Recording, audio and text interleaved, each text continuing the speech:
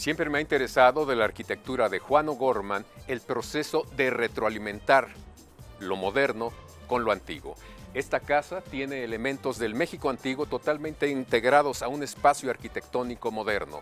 Esto dijo Toyo Ito al conocer este espacio, el espacio Nancarrow O'Gorman. Así es, Javier, porque precisamente es la opinión de uno de los arquitectos más innovadores del mundo, ganador del Pritzker, el equivalente al Nobel en la arquitectura, quien dice que este espacio Nancarrow O'Gorman representa un espacio que debe de ser preservado como patrimonio cultural. Y de esto hablaremos con Adriana Sandoval, directora de la Fundación, con la doctora Yoko Sugiura, que fue esposa de Nancarrow, y nuestro compañero Alberto Aranda nos dará cuenta de la historia de este lugar en un estupendo reportaje.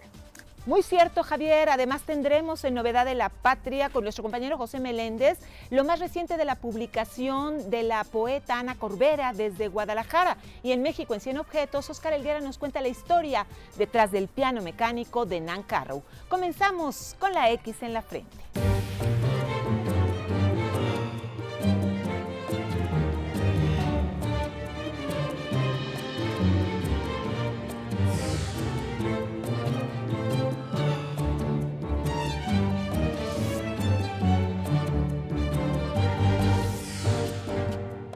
En esta casa de Conlon, Nancarrow, construida en 1948, Juan O'Gorman definió claramente que su obra sería la conjunción de arquitectura y pintura. Aquí experimenta la técnica de los mosaicos de piedras de colores naturales, desarrollados por él y Diego Rivera en el Anahuacal y poco antes. De hecho, de aquí parte hacia la que se considerará su obra más importante y la más conocida a nivel mundial: la Biblioteca de Ciudad Universitaria. También puede decirse que es el origen de su aventura más arriesgada, la construcción de su propia casa en la avenida San Jerónimo. Casa que fue considerada como una obra de arte de la arquitectura orgánica, inspirada en la propuesta de Frank Lloyd Wright y Gaudí. En ella conjuntaba arquitectura, pintura y escultura. O'Gorman la vendió por apuros económicos a Helen Escobedo, quien la redujo a escombros. Muchos se preguntaron entonces si ahora el dueño de una obra de arte tiene derecho a destruirla.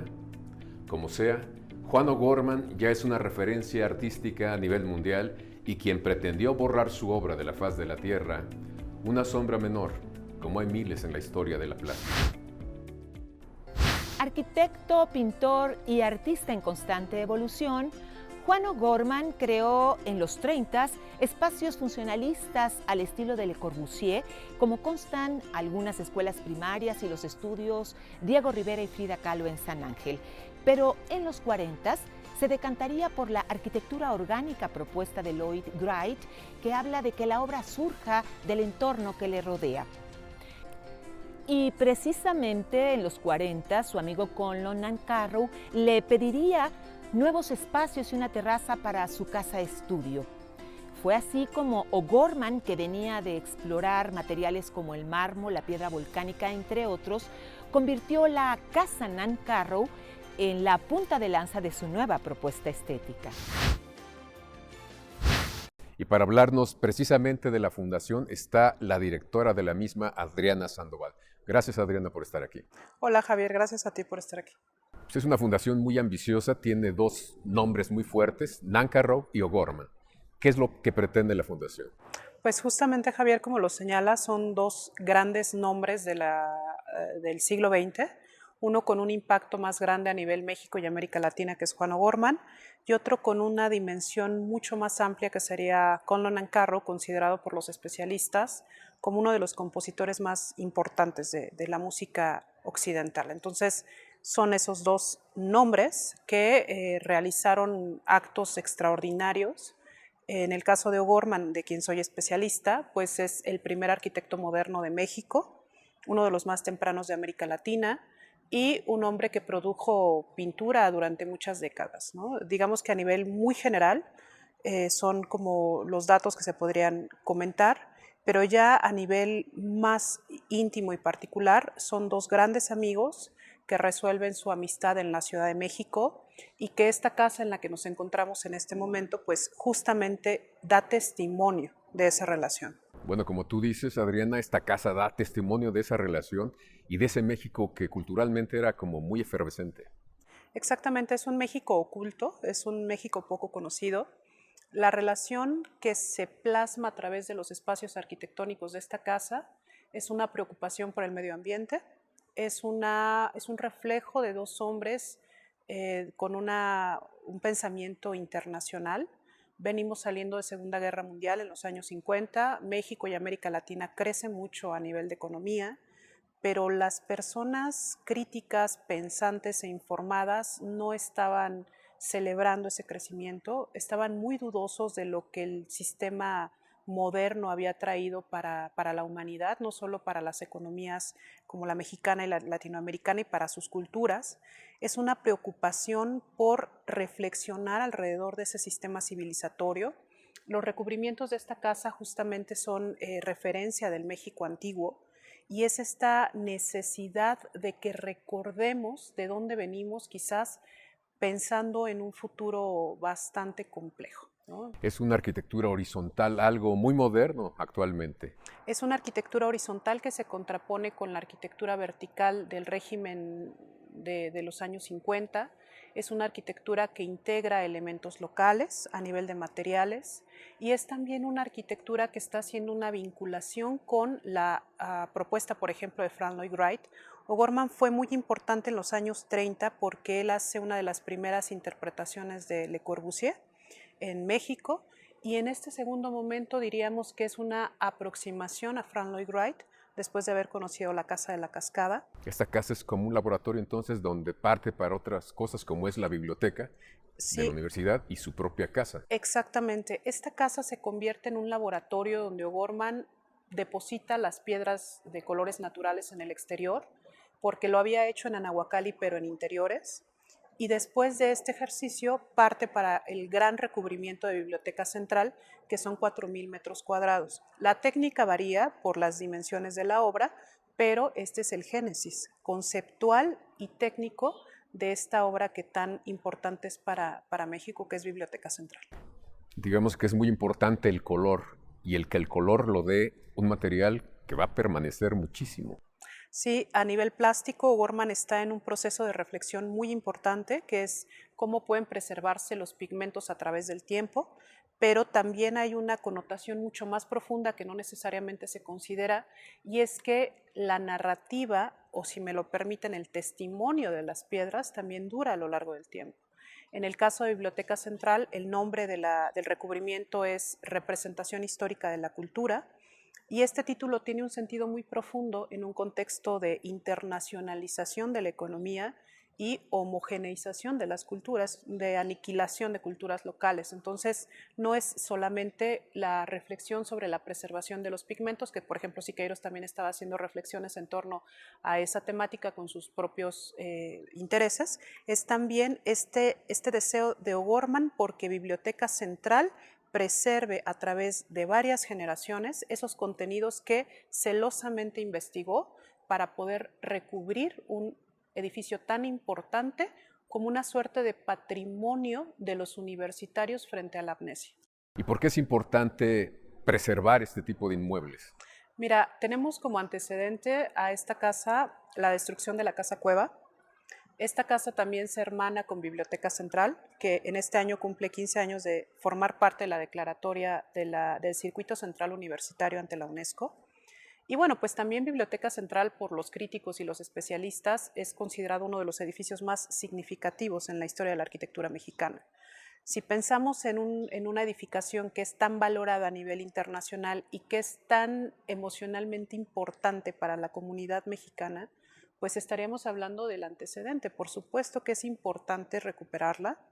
Es también este testimonio de este México profundo, crítico, maravilloso, que si se le estudia y se le preserva, pone sobre la mesa muchísimas ópticas que amplían y diversifican nombres, ideas, técnicas, preocupaciones por debajo de esta historia oficial del arte mexicano. Y creo que los historiadores del arte también en este momento nos encontramos haciendo esas revisitaciones y reflexiones, por lo que este es un inmueble que sin duda tendría que tener esa conservación. Para terminar, ¿cuál es el futuro de la Fundación? ¿Qué busca inmediatamente? Mira, la Fundación es resultado de la suma de esfuerzos en dos direcciones. Por una parte, la preservación del inmueble a través de un par de décadas por lo menos de la doctora Yoko Sugiura, quien es antropóloga y que creo que esa formación más su persona ha tenido esta preocupación por preservar. Y no solo la preocupación, la casa existe con modificaciones mínimas. Y se suma también la parte de la investigación, en mi caso, siendo especialista de O'Gorman, y también del resto de compañeros que forman parte de la Fundación, con la intención de actuar en un espacio de oportunidad que tenemos en México, que es la preservación de los inmuebles, ante un permanente crecimiento inmobiliario irracional. Entonces nosotros nos hemos organizado alrededor de eso para evitar la destrucción. Y otro de los objetivos de la Fundación es la suma de esfuerzos, recaudación de donativos para poder saldar el costo total de la casa. Ese es uno de nuestros imperativos más fuertes, porque si bien es un bien histórico muy importante, también es una propiedad. Es una propiedad y se tiene que saldar el pago de la casa. Sin duda alguna, y para evitar que suceda lo que pasó con la casa cueva del propio artista, que Helen Escobedo se encargó de desmantelar casi por completo. Gracias, Adriana, por estar aquí con la X en la frente. Y seguimos. Samuel Conlon Nancarrow fue un brillante músico norteamericano que se refugió en México en 1940, cansado del acoso del gobierno de Roosevelt. Y bueno, no era para menos, porque perteneció al Partido Comunista y luchó a favor de la República en la Guerra Civil Española. Esta postura política le hizo contactar una gran amistad con personajes como Diego Rivera o Juan O'Gorman, ya que todos criticaban en ese momento a los nazifascistas de Europa, como otros intelectuales y artistas que se refugiaron en México a mediados del siglo XX. Y bueno, vamos a una pausa, pero al regresar Alberto Aranda nos acerca a la obra de Juan O'Gorman y también tendremos la historia de México en 100 objetos detrás de la pianola de Nancarrow.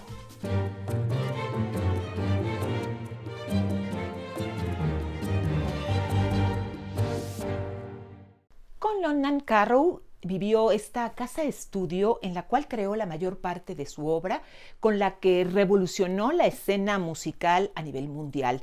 Y bueno, lo cierto es que hoy sus aportes siguen siendo materia de estudio por parte de los expertos. Es importante decir que este espacio está a cargo de la Fundación Nancarrow O'Gorman, a 25 años de la muerte de este gran compositor. La idea es preservarlo como patrimonio cultural y que sea abierto al público y a los creadores de música, pintura, arquitectura y escultura. Y precisamente nos vamos con el reportaje en donde nuestro compañero Alberto Aranda nos acerca a la obra del gran Juan O'Gorman. Juan O'Gorman desarrolló una pintura con características propias, pero también creó inmuebles emblemáticos como la Casa Diego Rivera y Frida Kahlo y varias escuelas para la SEP. Esto lo situó como un arquitecto funcionalista.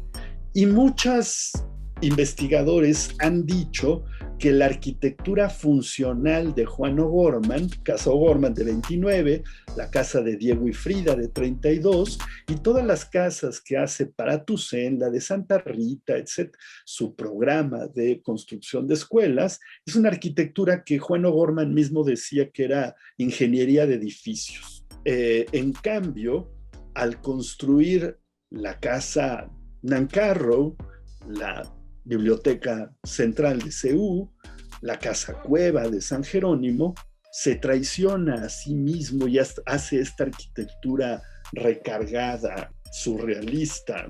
En 1947, Conlon Nancarrow le pidió al arquitecto que le construyera una terraza de sombra y unos cuartos al lado de su estudio, y es en los muros verticales donde prueba las piedras que ha estudiado. Sin entender eso, por un lado, no se puede entender el paso siguiente que da Diego Rivera para colocar una escultopintura en un talud, en el talud del estadio de la Ciudad Universitaria, ni el paso de Juan O'Gorman de una solución de 200 metros cuadrados, casi artesanal. Por eso dije, lo de línea como cuando dibujábamos cuando éramos niños, ¿no?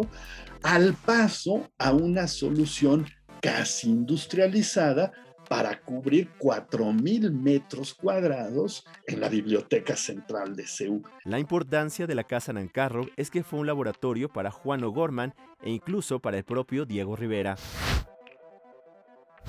El amor que me tuvo mi padre es un falso animal condenado a la muerte. Entre los axones de la corteza, el hipocampo no es caballo de agua o nido de alevines, es tiempo y estructura. Este es parte del trabajo de la poeta zacatecana Ana Corbera, quien nos platica sobre su trabajo.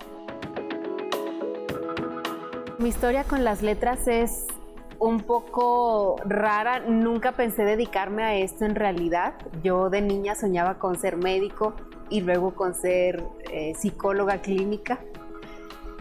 Pero las cosas me fueron conduciendo a esto. Tampoco elegí la poesía. El primer libro que escribí se llama Nocturno Corazón de los Insectos y curiosamente responde a una deuda que yo tenía con la infancia.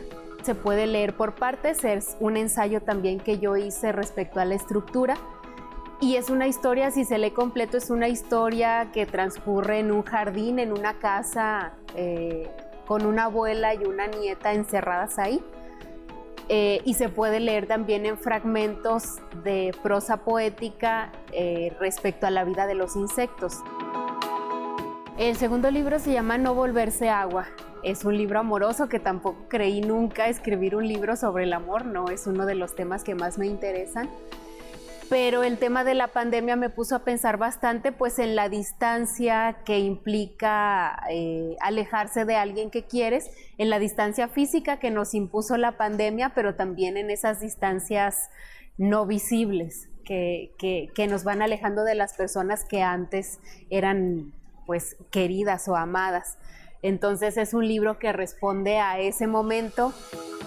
No volverse agua se publica en conjunto con el texto La Segunda Luna, de Yesenia Espinosa, como parte de la colección de poesía Dos Alas, creado por el Ángel Editor desde Ecuador, en la que se reúne a un autor local y a uno internacional.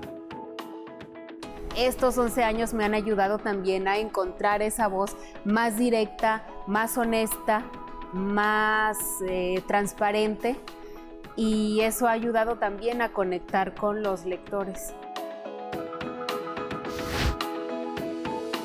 Y vamos a hacer una pausa, pero no se vaya porque al regresar una interesante entrevista con la antropóloga Yoko Sugiura, además viuda del maestro Nancarrow, y también en México en 100 objetos, la historia detrás de esta pianola.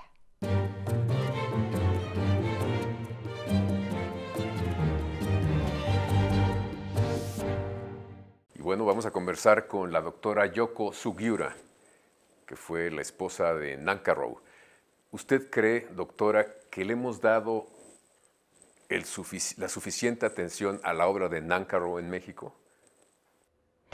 Bueno, es un poco difícil de decir, porque no solo yo creo que la música de Nancarrow, en música en sí, de música mexicana, yo creo que en comparación la música, de artes plásticos, en otras áreas de arte, quizá es menos difundido, menos dado la importancia. Bueno, importancia quizás sí, pero menos difusión, menos atención quizá. Aquí era parte de su estudio porque... Sí, era su espacio de él. Él iba desde la mañana hasta a veces casi 1 y más de la 1 de la noche. Y aquí componía y afuera perforaba. Había una máquina de perforación afuera en el pasillo y yo me acuerdo cuando regresaba de noche, toda la mano estaba como morado de frío. Sí, porque perforar una nota por nota es que es una cosa tremenda. Y él siempre decía que compositor es como si fuera un artesano, decía. Tiene que estar así, diario, en su trabajo, ¿no? ¿Y él escuchaba música que no fuera, digamos, su propia producción? Bueno, al principio La idea comenzó es que cuando de joven él componía normalmente, pero nadie quería tocar, o cuando tocaba los músicos decían que pues yo no quiero tocar esa música porque la gente va a considerar que está fuera de nota o una cosa así, ¿no? Y además, yo me acuerdo en 1952 había en una pieza que se llama Sonatina y tocaba un músico norteamericano, pianista, pero la velocidad no podía alcanzar Lo que le pedía. tocando ser humano. Y entonces él me dijo que él quería escuchar su propia música también. Y además yo creo que tenía mucha influencia de Henry Cowell, que es un músico muy, no está quizá en corriente principal, pero es un genio para Nancarrow, ¿no? Y de acuerdo con esa, más o menos lo que recomendaba Henry Cowell, él llegaba hacia utilizar la piano mecánico, y así de esta manera él podría escuchar aquí su propia música como un concierto, ¿no? Sí. Individual. Y a ¿no? la velocidad que él quería. Sí, obviamente. O sea que piano tocaba lo que él quiere, ¿no? Él planeó y él compuso de la manera, ¿no? Específica. ¿Tuvo una influencia del jazz? ¿Le gustaba también el jazz? Sí, al principio, de muy joven, sí. Tenía mucha influencia de jazz. Me acuerdo porque él tenía una biblioteca fenomenal, realmente, también de disco. ¿Y algunos personajes como Diego Rivera vinieron aquí a su casa? No, Diego Rivera no. Diego Rivera no. Pero sí la conocía a Diego Rivera y ¿cómo se llama su esposa? Frida ¿no? Kahlo. Frida, y sí la conocía. Porque en ese tiempo yo creo que fue la época de oro, en cierto sentido, culturalmente hablando, ¿no? 40, 50, por ahí, ¿no? Bueno, pues era amigo de Juan O'Gorman, que hizo una sí, casa para él. Sí. Con Juan O'Gorman quizá hemos tenido una amistad más estrecha. Quizá nosotros fuimos la última persona que visitamos antes de su muerte. ¿Y algo más que nos quiera compartir sobre el legado de Nancarrow? Yo creo que él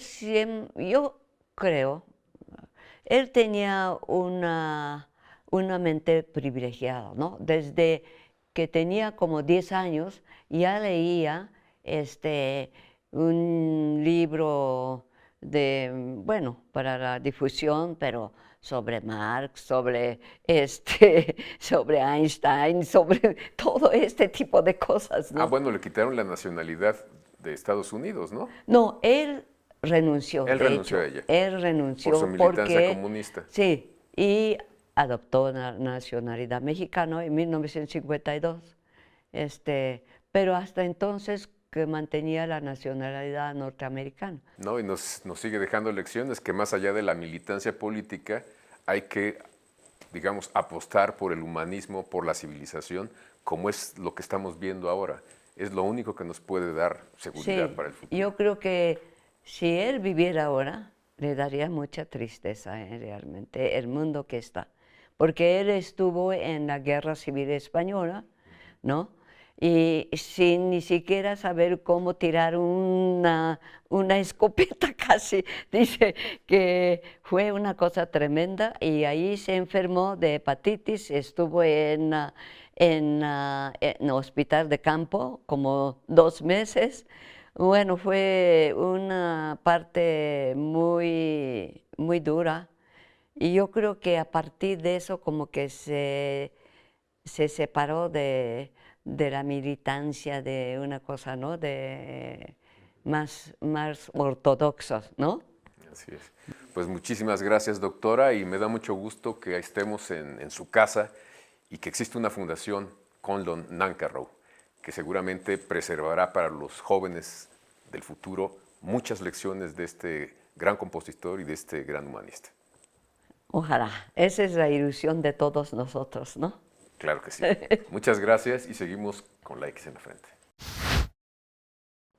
Decía Yomi García Scott, que decía Gabriel García Márquez, que no hay nada mejor que la música que hablar de la música. Y hoy nos toca hablar de la música.